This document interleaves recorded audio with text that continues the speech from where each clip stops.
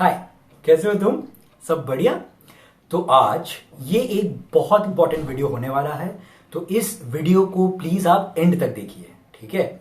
इस वीडियो में हम डिस्कस करने वाले हैं the road map to crack GATE computer science 2022, ठीक है? इस वीडियो में मैं आपको ये बताऊंगा कि किस ऑर्डर में सब्जेक्ट्स को करनी है, ठीक है? कितना टाइम देना है पर सब्जेक्ट को, okay? On the basis of 3 main factors. सबसे पहले कि कौन सा सब्जेक्ट इजी है, कौन सा सब्जेक्ट टफ है, उसके बेसिस पे। दूसरा, probability of you answering the questions correctly in the final GATE exam, ठीक है? प्रेडिक्टेबिलिटी जिसको हम बोलते हैं। तीसरा, कितना टाइम लगेगा उसके बेसिस पे, ठीक है? Okay, depending upon the interlinking of the subjects. क्योंकि क्या होता है कि ऑपरेटिंग सिस्टम्स पहले करना जरूरी है, उसके बाद कंप्यूटर ऑर्गेनाइजेशन करना जरूरी है, ठीक है? डिस्क्रीट मैथमेटिक्स के पहले इंजीनियरिंग मैथमेटिक्स करना जरूरी है, ठीक है? कंपाइलर डिजाइन के पहले थियरी ऑफ कंप्यूटेशंस पढ़ना जरूरी है, क्योंकि अगर तुम्हें सीएफजी कॉन्टेक्स्ट फ्री ग्रामर नहीं मालूम तो तुम कैसे समझोगे पार्सर्स क्या होती है? Got it? और प्रेडिक्टेबिलिटी एक बहुत इंपॉर्टेंट चीज है जो बहुत सारे लोग मिस कर जाते हैं, और that is a main mistake most people commit while preparing for GATE exam. क्या होता है कि सपोज एक बच्चा कंप्यूटर ऑर्गेनाइजेशन को 3 महीने लगाता है, 3 महीने कंप्यूटर ऑर्गेनाइजेशन पढ़ रहा है, उसको बहुत कुछ पता चल गया, बट गेट अगर ऐसा सवाल पूछ डाला जो उसको नहीं पता तो गए 3 महीने पानी में, ठीक है? और ये होता है क्योंकि computer organisation is a very unpredictable subject. They can ask anything under the sun, तो हम लोग रिस्क नहीं ले सकते। तो हम उसी ऑर्डर में पढ़ेंगे, ठीक है? और उतना ही टाइम उस सब्जेक्ट को देंगे जितना वो डिजर्व करता है, ठीक है? बह मत जाना, ठीक है? और मेरी पहले वीडियो को याद करो, ठीक है? 3 स्टेप स्ट्रैटेजी, उस वीडियो को वापस देखो, क्लैरिटी आ जाएगी कि एक सब्जेक्ट को जब हम प्रिपेयर करते हैं तो हमें ये 3 पॉइंट्स को याद रखना होता है। और दूसरी ये चीज है कि हम बीएफएस करेंगे, हमको पीएचडी नहीं करना है किसी सब्जेक्ट में, हमको सारे सब्जेक्ट्स करनी है और सही टाइम एलोकेट करना है टू एवरी सब्जेक्ट। ये सभी पॉइंट्स को मुद्देनजर में रखते हुए मैंने ये रोड मैप आप लोगों के लिए प्रिपेयर करी है, ठीक है? और मैंने ये अकेले नहीं करी है, मैंने डिस्कस करी है अपने बाकी गेट रैंकर से, वो लोग जो आज आईआईटी में है, उन सब लोगों के साथ बैठ करके और खुद दिमाग लड़ा के ये रोड मैप तैयार की गई है। तो आप इस रोड मैप को फॉलो कीजिए, ठीक है? और उसके साथ जुड़ा हुआ हर एक सब्जेक्ट के लिए मैं अलग अलग वीडियोस भी बना दूंगा, तो तुम्हारा काम आसान हो जाएगा। टेंशन नहीं है, मैं तुम्हारा हाथ तब तक नहीं छोड़ूंगा जब तक तुम बड़े से बड़े आईआईटी में नहीं पहुंच जाते। ओके, सो ये वीडियो हम शुरू करते हैं। हाय, तो चलो हम शुरू करते हैं और डिटेल्स में डिस्कस करते हैं ये पर्टिकुलर रोड मैप। तो आपको दिख रहा होगा complete road map for GATE computer science 2022, ठीक है? अब ये जो है ये 34 वीक शेड्यूल है।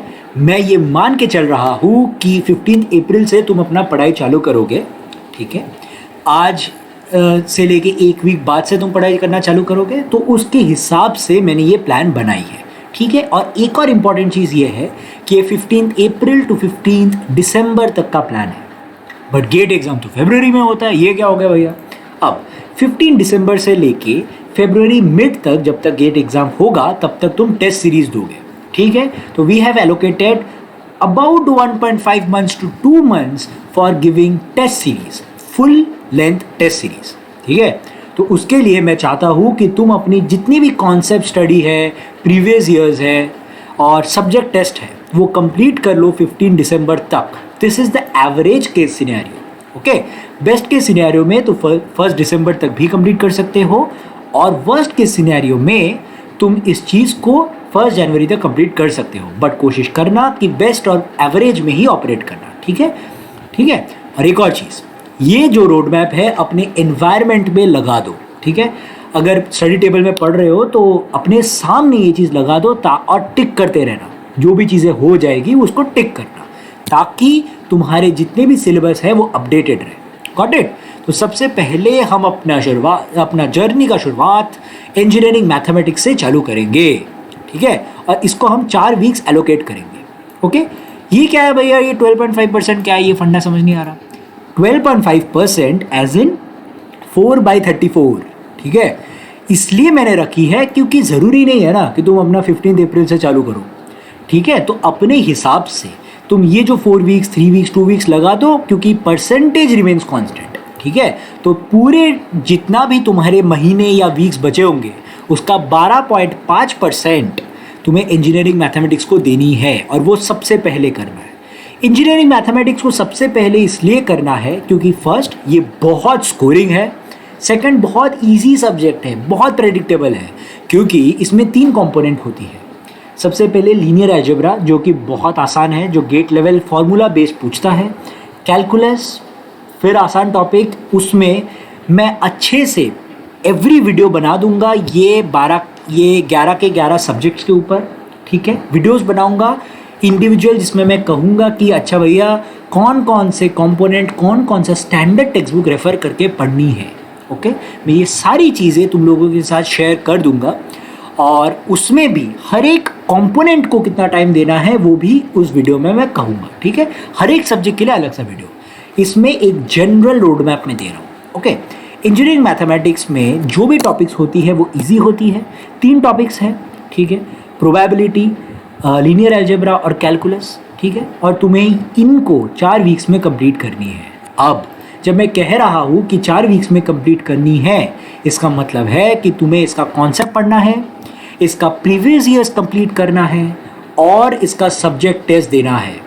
For more information please watch my video on the master strategy, मैंने एक बोल के वीडियो बनाई थी, आपको डिस्क्रिप्शन में मिल जाएगी, ठीक है। मेरे प्लेलिस्ट में भी सारी वीडियोस चेक कर लेना, अपडेटेड रहना, ओके। और ऐसे तुम्हें 4 वीक्स में इंजीनियरिंग मैथ्स कंप्लीट करना है। उसके बाद टीओसी जो है वो भी काफ़ी हद तक प्रेडिक्टेबल सब्जेक्ट होती है। फॉर्मूलाज होती है, डिसाइडेबिलिटी चार्ट होती है, क्लोजर प्रॉपर्टी होती है, एकदम प्रेडिक्टेबल का किस्म का सब्जेक्ट है। तो ज़्यादा टाइम नहीं लगना चाहिए इस सब्जेक्ट को कंप्लीट करने के लिए। So I have given 3 weeks for it, okay.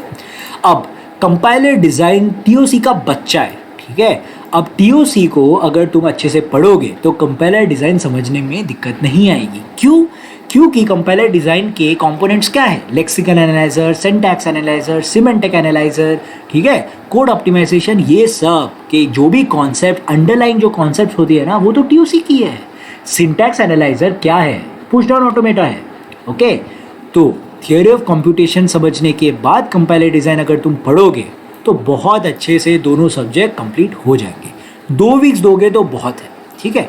एक स्टूडेंट था मेरे प्रिपरेशन के टाइम पे, उसने 1 महीने से 1.5 महीना दिया था कंपाइलर डिज़ाइन समझने के लिए।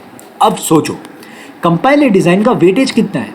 3 से 4 मार्क्स, मैक्सिमम 4 मार्क्स, उससे ज़्यादा तो गेट पूछ ही नहीं सकता। अब उसको अगर तुम 1.5 महीना दोगे, क्या वो जस्टिफाइड है? नहीं ना। और जो वेटेज है वो भी मैं वीडियोस में बना दूंगा, हर एक सब्जेक्ट का हर एक वीडियो बना दूंगा। कमेंट सेक्शन में लिख दो और क्या चाहिए तुम लोग को, ठीक है। अब चौथा C programming plus data structures, ये सबसे इंपॉर्टेंट है ये दोनों, ठीक है। सी प्रोग्रामिंग, डेटा स्ट्रक्चर्स और एल्गो, ओके।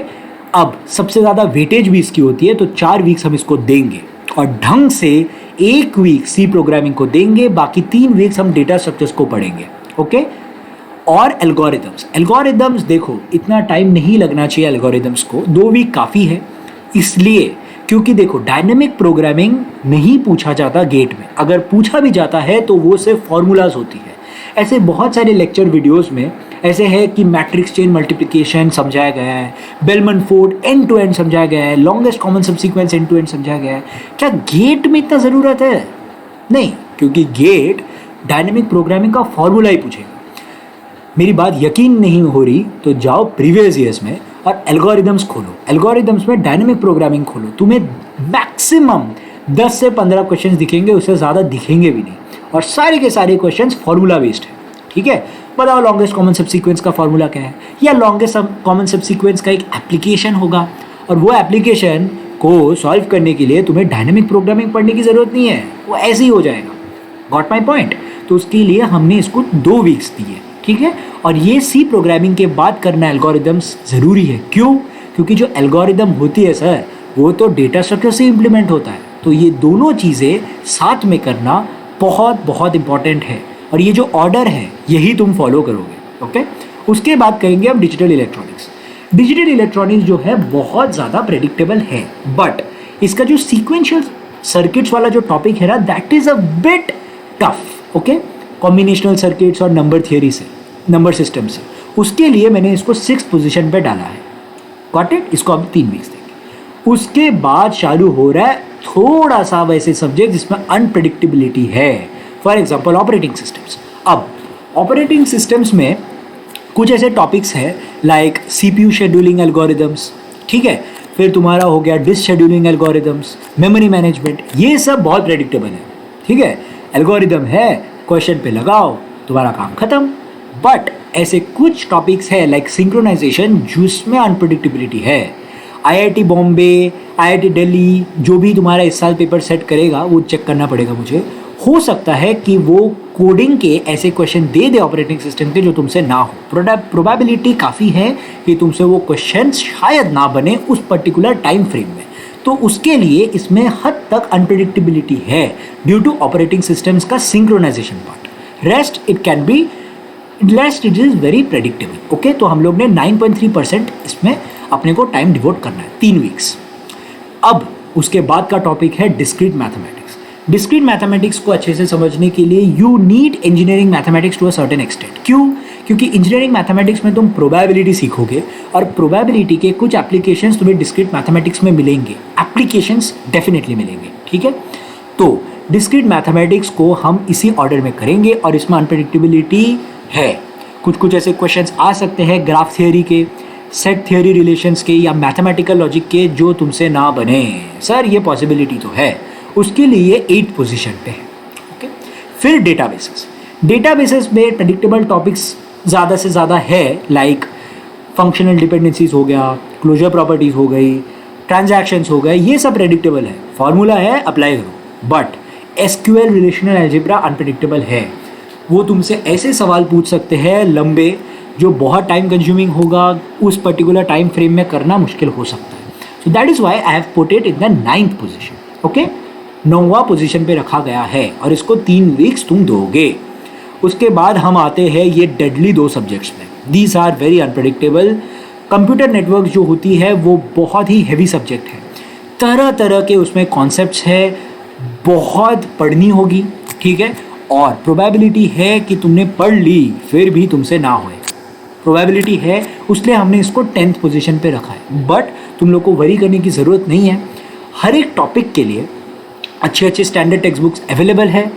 अगर तुम ऑनलाइन कोचिंग रेफर करना चाहते हो तो trust me, Ravindra Babu Ravula Unacademy is very good for computer networks. He is one of the best instructor in computer networks in India. तो कंप्यूटर नेटवर्क्स उनसे पढ़ोगे तो कोई टेंशन नहीं है, ठीक है। नहीं अफोर्ड कर सकते तो स्टैंडर्ड टेक्स्ट बुक्स भी अवेलेबल है जो कि मैं तुमसे शेयर कर दिया करूँगा, ठीक है। हर सब्जेक्ट पे वीडियो बन जाएगा, डोंट वरी सर। उसके बाद अपन आते हैं ज़िंदगी का सबसे टफ सब्जेक्ट में मुझे भी बहुत टफ लगता था ये सब्जेक्ट, कंप्यूटर ऑर्गेनाइजेशन। क्योंकि अंडर द सन वो कोई भी कॉन्सेप्ट तुमसे पूछ सकता है। ये हो सकता है कि तुमने गेट पेपर में ये जो क्वेश्चन है CO का लाइफ में पहली बार देखा हो, तुम पागल हो गए, ये क्या क्वेश्चन हो गया सर, दिमाग फट रहा है मेरा, ये हो सकता है, ठीक है। तो इसलिए कंप्यूटर ऑर्गेनाइजेशन हम लास्ट में करेंगे, ठीक है। और ये जो मैंने शेड्यूल बनाया है ये साइकोलॉजी का एक कर्व होती है, उस चीज़ को भी मुद्दे नज़र में रखते हुए बनाया गया है। जब भी देखो ध्यान से, अगर कोई कॉम्पिटिटिव एग्ज़ाम तुम प्रिपेयर करते हो ना, तो स्टार्टिंग का जो 20% है उसमें तुम बहुत मोटिवेटेड रहोगे, अरे मुझे गेट देना है, मैं खुश हूँ, अरे अब तो काम करेंगे, ये टाइप का मोटिवेशन रहेगा, तो उसमें कोई प्रॉब्लम नहीं होने वाली। जो मिडल का 60% होती है ना, दैट इज़ मोस्ट डिफ़िकल्ट। वो है कंपाइलर डिज़ाइन से लेके डेटाबेसेस तक का सफ़र। यहाँ पे डीमोटिवेशन आ सकता है, ओके, ठीक है। और कंप्यूटर नेटवर्क्स और कंप्यूटर ऑर्गेनाइजेशन जब तुम पढ़ोगे तब लास्ट के 1 महीना या डेढ़ 2 महीना रहेगा, तब तुम्हारा मोटिवेशन फिर रहेगा। तो साइकोलॉजी का भी ये कहता है कि 20% तुम मोटिवेटेड रहोगे अर्ली, फिर 60% में डीमोटिवेशंस, डिस्ट्रैक्शंस, ये लग सकता है, सेल्फ डाउट वगैरह वगैरह आ सकता है। और लास्ट के 20% में फिर मोटिवेशन आ जाएगा, क्योंकि एकदम सामने एग्जाम रहेगी और तुम बोलोगे नहीं अब तो पढ़ना है, ठीक है। तो प्लीज़ रिक्वेस्ट ये है कि तुम ये जो मिडिल का 60% है वो बस संभाल लेना, ओके। और कोई भी डिमोटिवेशन हो, ज़रा सा भी कोई भी दिक्कत हो, मुझे बताना, ठीक है? डीएम करना लिंक्डइन और इंस्टाग्राम पे, मुझे फॉलो करके रखो। जल्दी ही हम एक कम्युनिटी भी बनाएंगे और मैं तुम लोगों का हाथ तब तक नहीं छोड़ूंगा जब तक तुम कोई आईआईटी तक नहीं पहुंच जाते, ठीक है? तो टेंशन लेने की ज़रूरत नहीं है, ये रोड मैप बन चुका है। इस रोड मैप को तुम्हें ब्लाइंडली फॉलो करना है, ठीक है? जितना जितना मैंने टाइम बोला है उसको करो।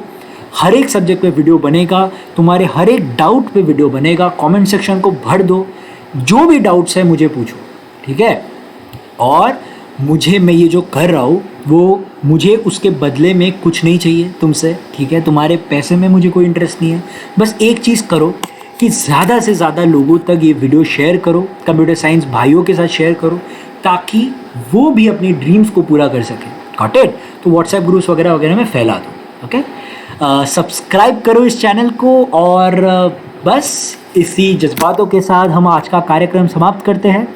ये पीडीएफ लिंक मैं डिस्क्रिप्शन में डाल दूंगा, उसको डाउनलोड करो और शेयर करो। Got it?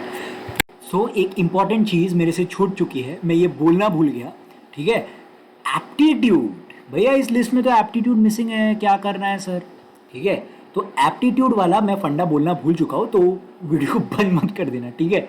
अब जो एप्टीट्यूड वाला पार्ट है यहाँ तो ये मेंशन नहीं है, ये इसलिए मेंशन नहीं है क्योंकि एप्टीट्यूड हम लोग अलग से नहीं करेंगे, ठीक है?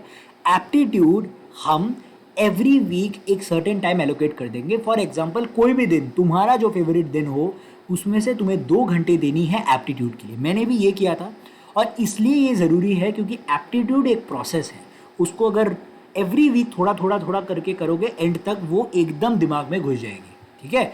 तो सैटरडे या संडे या जो भी तुम्हारा फेवरेट दिन हो, 2 घंटे एप्टीट्यूड को लगा लो, ठीक है? और हर एप्टीट्यूड कहाँ से पढ़ना है, एप्टीट्यूड के नोट्स तुम्हारे भैया ने ऑलरेडी अपलोड कर दी है, ठीक है? तुम्हें ये डिस्क्रिप्शन बॉक्स में मिल जाएगी। सिर्फ एप्टीट्यूड के ही नहीं, ये सारे सब्जेक्ट्स के मेरे फ्री नोट्स तुम्हें मिल जाएंगे, तो तुम्हें कोई टेंशन नहीं होगी, ठीक है? So don't worry about it. मेरे नोट्स को यूज़ करो, ऑनलाइन कोचिंग यूज़ करो, या स्टैंडर्ड टेक्स्ट बुक्स में लिस्ट बता दूंगा, ठीक है? So don't need to worry at all. ये एप्टीट्यूड वाला पार्ट मेरे से मिस हो गई थी, तो ठीक है? तो इसी जज्बातों के साथ इतना ही है इस वीडियो में, ठीक है? बाय, एंजॉय करो।